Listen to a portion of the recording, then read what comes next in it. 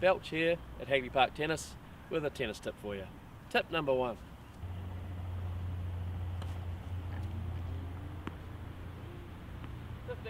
Serve like that. Number 2, win the last point of the match. And number 3, if you want to be a good doubles player, get a good partner. Alright, let's get serious. Feet, they're not painted on.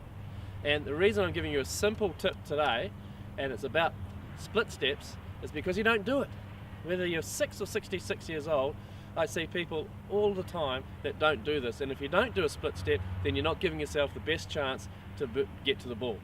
So it doesn't matter if you're not fast across the ground, but we want to get you started as fast as you can, because there's not much time between shots. You're talking about less than a second to get yourself going. So I'm going to show you now how it's going to work for you and how it wouldn't work if you don't do it properly.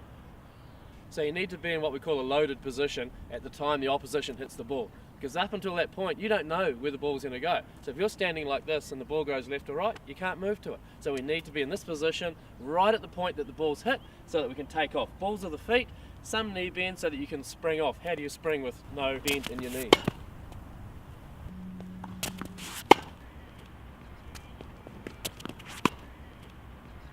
So that's the way it's done. If you do it the wrong way, this is what's going to happen.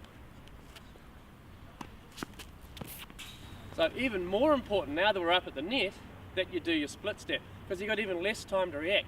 So this is how it's going to work when you're up at the net. And of course, if you don't do your split step at the net, this is what's going to happen.